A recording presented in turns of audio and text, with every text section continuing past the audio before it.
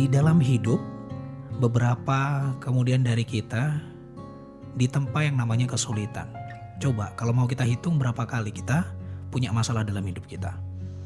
Berapa kali kita merasa tertekan, sempit, kayak gak punya keluar solusinya.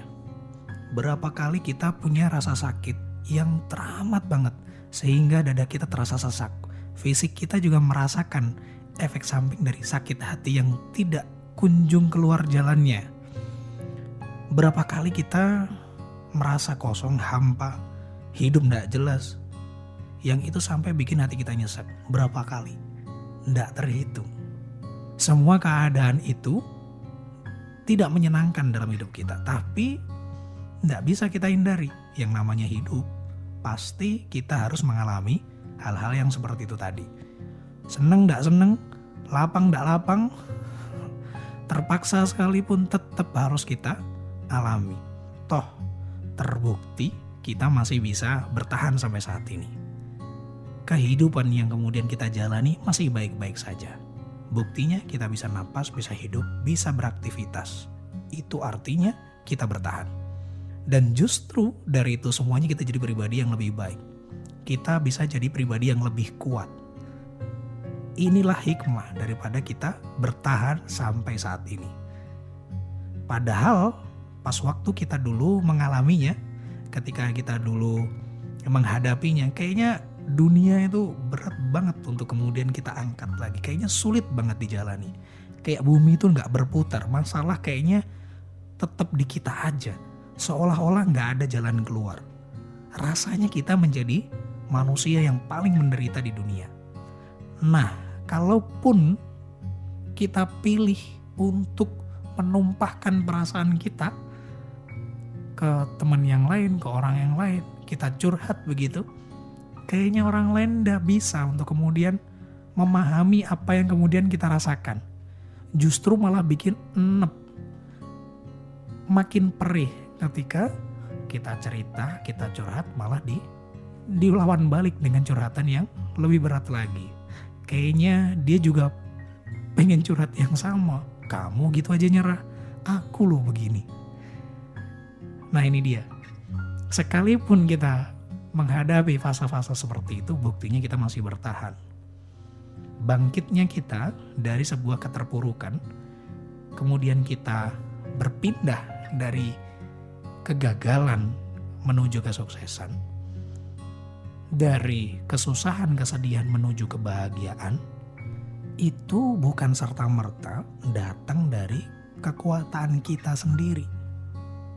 Bukan dari kuasa kita untuk kemudian bisa lepas dari masalah-masalah itu.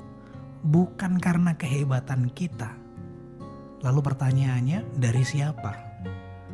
Kekuatan itu muncul, semangat itu ada, dan energi itu menggerakkan kita untuk bisa melewati masalah-masalah trauma itu tadi. Karena masalah dalam hidup itu, entah itu kesedihan, kesulitan, hambatan, walaupun ulang kali datang, pasti ada yang namanya solusi dan jawaban yang hadir secara beriringan. Walau mungkin waktunya nggak samaan. Kenapa bisa demikian? Sadar nggak bahwa itu berarti ada yang memperhatikan kita dengan seksama.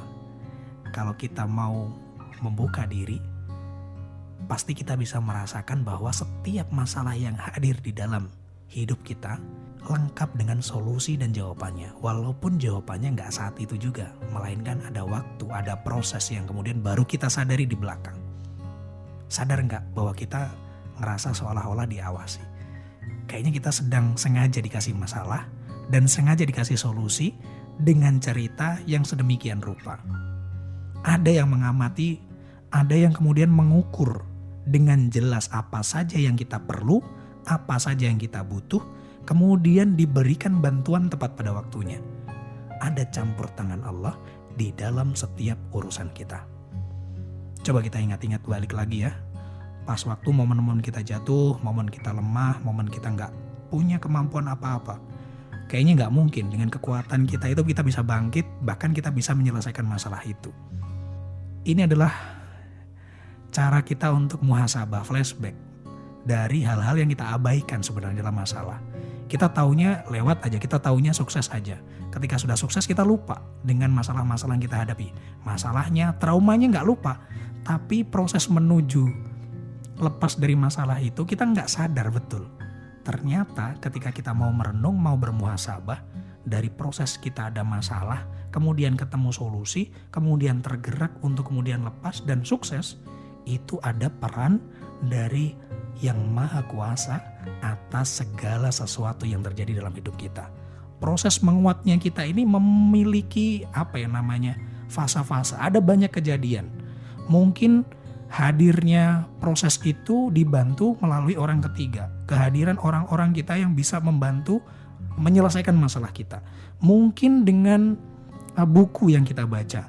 Mungkin pertolongannya Allah hadir melalui forum-forum seperti ini. Ada audio yang teman-teman dengar yang kemudian cocok dengan, relate dengan masalah yang jenengan hadapi. Kemudian kita bisa ngambil solusinya. Kemudian kita bisa tergerak untuk kemudian mempraktekannya. Ini semuanya adalah bagian dari skenario Allah terhadap diri kita. Jadi Allah itu ada memperhatikan kita, mengukur kita, dan memberikan kebutuhan-kebutuhan kita sesuai dengan takaran-takarannya. Dan hati kita memahami itu, tergerak untuk kemudian melakukannya dengan yakin dan mantap, sehingga kita bisa melalui masalah-masalah dalam hidup kita itu tidak terjadi begitu saja dengan kemampuan diri kita, melainkan karena Allah izinkan masalah itu bisa kita selesaikan dengan karunia-Nya. Semuanya itu digerakkan oleh Allah, bukan kekuatan kita semata atau hanya murni dari kehebatan kita. Karena semuanya itu merupakan pemberian dari Allah. Allah pun yang menghadirkannya cocok dan sesuai dengan perlu dan butuh kita. Maka itu yakini bahwa Allah itu ada. Sebab yakin dengan adanya Allah akan buat kita jadi mengenal yang namanya hikmah dari kehidupan ini. Yang hanya kita jadikan pegangan dari setiap masalah di dunia yang sementara ini adalah Allah Ta'ala, kekuatan Allah Ta'ala. Sehingga dunia ini hanya sekedar persinggahan, masalah pun juga sementara. Bahwa kehidupan yang kekal, yang sebenarnya akhirat yang kemudian sering kita abaikan, sadar atau tidak sadar, pada kesempatan kali ini kita hadirkan lagi sebagai tujuan kita. Semoga Allah lebih dekat dengan diri kita melalui pemahaman bahwa Allah itu ada, bahwa yakin dengan keberadaannya membuat kita lebih dekat dengan Allah. Seperti kata Allah, ya'lamuna dhahiran minal hayati dunya wa hum 'anil akhirati hum ghafilun. Mereka tahu yang nampak dari kehidupan dunia, sementara terhadap kehidupan akhirat mereka lalai. Kehidupan akhirat ini kita identikkan dengan tujuan utama dalam hidup kita. Tujuannya adalah Allah, dan biasanya kita lalai. Benar, masalahnya kita ingat, suksesnya kita bangga-banggakan, prosesnya kita lupa dari Allah itu padahal. Maka itu tidak ada hakikat sebuah kesuksesan tanpa kemudian mengingat adanya Allah menjadi tujuan dalam hidupnya. Maka itu boleh kita mengejar keinginan-keinginan kita, tetapi jangan sampai kemudian meniadakan tujuan kita yang sebenarnya, yaitu dekat dengan Allah. Jadi membaca Quran, membaca ayat-ayat Allah bukan cuma sekedar baca dan hafal tahu saja, tetapi seolah-olah Allah itu hadir, Allah itu ngukur, Allah kemudian kasih solusi-solusi dari setiap masalah yang kemudian kita hadapi. Kemudian muncul kekuatan, kemudian muncul semangat untuk menghasilkan sesuatu. Kemudian muncul kebaikan, muncul kontribusi dan berbagai hal pencapaian dalam hidup kita, yang itu adalah bonus dari ketika kita mengenal Allah, mengingat Allah, Allah pun kerasa dekat, dan kemudian kesuksesan pun juga akan hadir dalam capaian hidup kita. Semuanya bersumber dari Allah Ta'ala. Jadi sudah merasa dekat dengan Allah? Mulai dari sekarang yakini bahwa Allah itu ada di setiap langkah hidup kita.